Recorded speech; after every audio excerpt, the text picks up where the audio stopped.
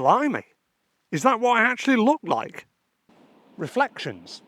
Get them right and your photos look absolutely stunning, but get them slightly wrong and your pictures quickly start to fall apart. In this video, I not only want to share with you my top tips for reflection photography, I want to share with you a few different ways of approaching reflections as well. So next time you head out to photograph them, you're going to get some amazing shots. My first tip is to lower your angle.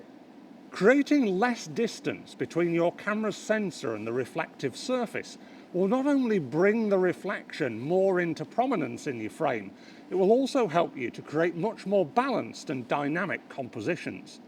My second tip is to be careful where you focus. If you're using autofocus, this can often latch on to the reflective surface itself, but the reflection actually lies beyond this surface. If you're focusing on the reflective surface, it can often pick out blemishes that ruin the reflection. So, if needs be, set your camera and/or your lens to manual focus, to focus beyond the reflective surface, to make the most of that wonderful reflection. Tip number 3 is to find a subject or pattern that leads the eye through the frame to something. Reflections can look beautiful on their own, but by adding something that breaks up the monotony of the scene can not only draw the eye, but it can also make people look at your photographs for longer. My next few tips are all about the importance of where you place your line of symmetry. This is the line where reality meets reflection, and we can play around with it to create a variety of different effects. I suppose the most obvious way is to place your line of symmetry dead center in your frame. This makes reality and reflection equal to each other and creates really nice balance in your composition. Based upon other advice that you may have received in the past, you may be tempted to place your line of symmetry on a third or maybe slightly off-centered. But personally, I don't think this works in this scenario because it completely offsets the balance and makes our photograph just looking a little bit off. One scenario where I would be tempted to move that line of symmetry away from the center is when I'm trying to off-balance the composition of the reflection on purpose. This could be because of something within the reflective surface that's drawing the eye, which we can utilize as either a subject, which then gives us more emphasis on that part of the frame, or it could lead as a visual stepping stone into the reflection, so the reflection becomes part of the background rather than the main event of the picture itself. Potentially, we might not even have to include the line of symmetry in our photograph at all, because sometimes it's the abstract nature of the reflection itself that creates the intrigue and interest.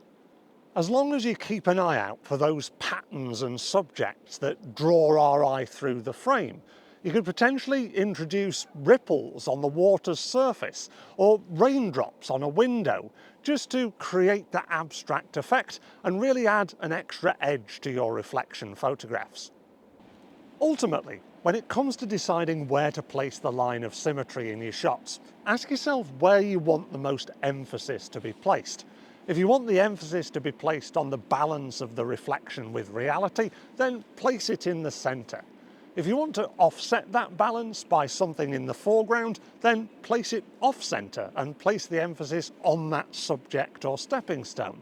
And if you want to place emphasis on the abstract nature of the reflection itself, then that's an equally good way to go about it.